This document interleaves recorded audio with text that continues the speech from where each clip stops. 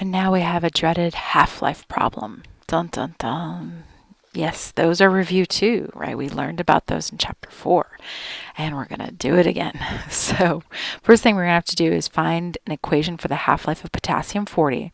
Potassium-40 decays with a half-life of 1.3 billion years. So we're going to find both an exact and an approximate equation. So let's remind ourselves how half-life works. There's a way to do this. And if we're talking about percentages, which we are here, right, we're going to assume, right, that this is percent. And so we're going to say, okay, I have 100, and then it goes, oops, I'm sorry, should I put that in parentheses? 1/2 to the t, oops, t over the half-life, which in this case is 1.3. Technically it's 1.3 billion, but we'll deal with that later. Okay, so we're just going to treat it like, the other way to do this would be to put in 1300,000, but that's really annoying. So we're just going to put 1.3, and then we just have to know to ourselves that it's billion. Okay, and now this is an exact equation. We learned about them in section 4.3 or 4.4, I can't remember which. We learned about it in chapter 4. That's just straight up what all half-lives are. It might not always be 100. We assume in this course a lot of the time it's 100, that you start with 100%. But in science class, of course, they might say you have 72 grams to start, in which case you put 72 there. You put whatever your starting amount is. But for us, it's 100. That's the exact equation. Done. Now we're going to come up with a decimal approximation of that, because this is, quite frankly, not very useful to us. Okay? So we're going to say equals 100. And then now I'm going to make my calculator find what a half to the 1 over 1.3. I'm just going to take the t out of this. It's, if you want, you can think of it as on the outside over here. It's fine. Right? So I'm going to make my calculator find what? Let me quit. I need a half. So 1/2 to the, and then if you're in the old calculators, you're going to need to do parentheses, 1 divided by 1.3. Technically, I don't need to on this one when it does that little superscript there, but I'm going to do it anyway. And I get 0.58673. And with half-life, you are better off 673, keeping more decimal places, not less. So I'm going to do that to the t. There we go. That's the approximate equation. We just straight up learned that formula. That's just how these get calculated. That's what we learned back in chapter 4, and that isn't going to change. Let me add a box here. There we go. Now, I know it isn't in here, but I want to kind of remind you guys about the meaning of base b. So add that in, because you probably have forgotten, but it's important. So now normally we say every year, but not this time. Because we kept our units to be billion years, we're going to have to say every billion years.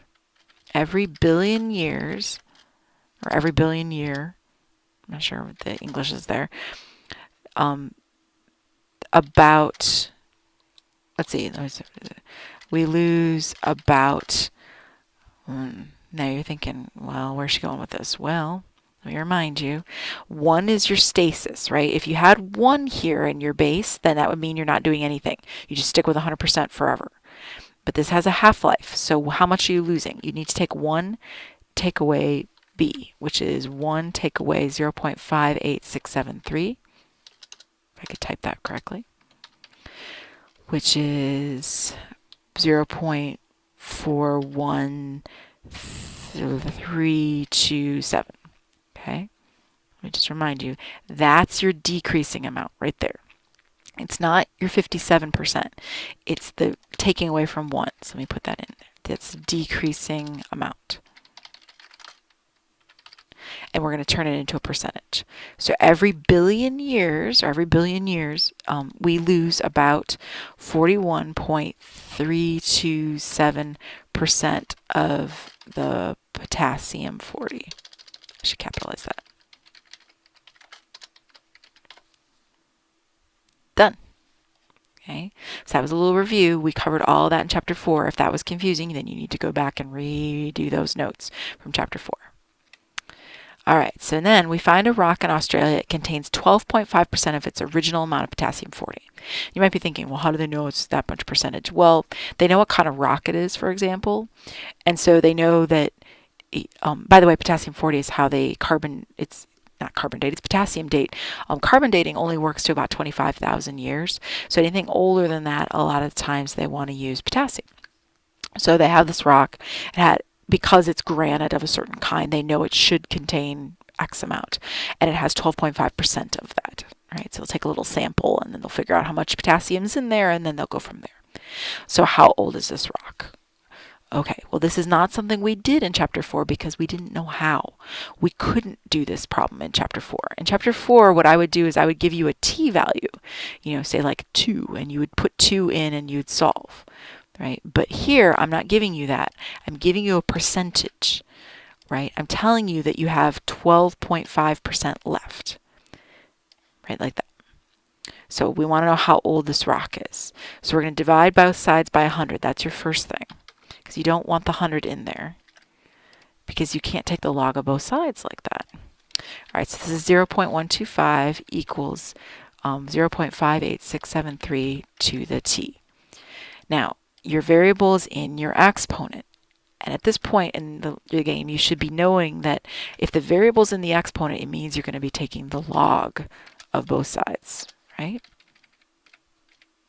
Log of that side, and I'm going to do log of this side. Now, my reason for doing that is that it allows me to bring my t down in front. All right, so I'm going to have log, basically the whole thing is going to be the same, except I'm going to have the t down in front because that's the power property, that you can bring a logarithm that's raised to a power, you can bring that power down in front and multiply it. All right, then you're going to divide both sides by this log of 0.53 blah, blah, blah business, because you don't want it in there. You want to solve for t, meaning you want t by itself. So I'm going to divide both sides by that. And by doing that, it means that this part divides away, because when you have anything over itself like that, it's going to make 1. All right, so I need my calculator to find the log of 0.125 divided by the log of this big hunkin' thing. So let's do that. Log 0.125, close your parentheses, divided by the log of 0.58673. Enter. And there we go, 3.89999. So t is about 3.9 when it's all said and done. I didn't feel like dealing with the 99999 business. All right, so now what does it mean? Right? How old is this rock? Well, let's see. This rock is about 3.9 billion years old, right?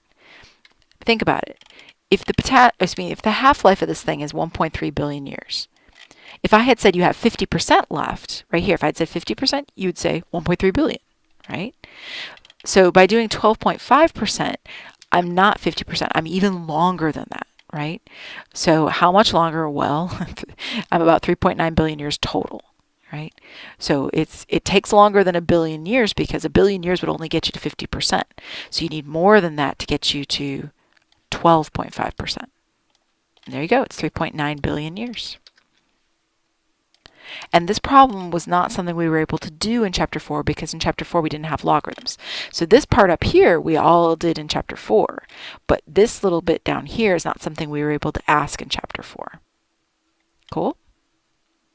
All right, so we are done with that section. I hope it was enjoyable, and I'll see you back here for 5.5 when you're going to learn some more properties of logarithms. See you then.